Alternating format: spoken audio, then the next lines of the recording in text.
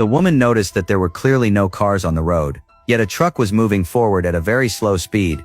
Tracy was anxious to get home to visit her sick mother, so she stepped on the gas and sped past it.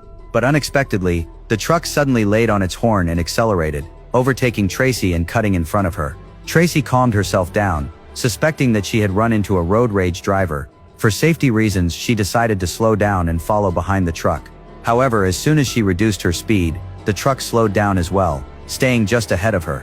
It was obvious the driver was doing this on purpose, trying to provoke Tracy. Tracy didn't want trouble, but she also wanted to get home as soon as possible. She stepped on the gas again, attempting to pass the truck from the side. She increased her speed, trying to shake it off, but the truck also began to accelerate. At this point, Tracy's speed had reached 120 kilometers per hour, yet the truck suddenly sped up and pulled right alongside her. It drove parallel to her car at high speed.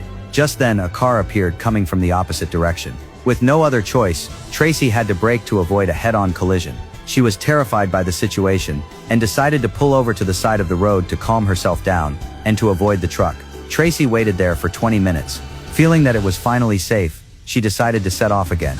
Her sister called to ask how far she had gotten, urging her to hurry home because a blizzard was expected later. Tracy could only rush toward home as quickly as possible, but suddenly a loud noise came from behind her.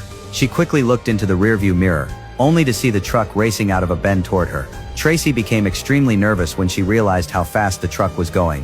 The truck aggressively honked its horn in provocation, and even began ramming the rear of Tracy's car. With no choice, Tracy increased her speed again, but the truck sped up and stayed right with her. She tried to find a way to move back behind the truck, but it gave her no chance, continuously tailing her through every turn. Tracy tried to see the driver's face through the rearview mirror, but aside from the top of his head, she couldn't see anything. Helpless, she had no choice but to keep driving. She noticed there was a cafe 5 kilometers ahead. Tracy decided to drive there and call the police. She pushed her speed back up to 120, but with the freezing temperatures and snow on the road, the faster she drove, the more the car began to skid uncontrollably. Unable to maintain control, Tracy had to slow down, but the moment she did, the truck behind her blasted its horn and closed in. The impact caused Tracy's car to lose balance. Her vehicle spun out of control, flew off the road, and finally stopped after crashing into a snowbank. The truck didn't crash into her, and instead drove away. When Tracy regained consciousness, she realized the cafe was right beside her.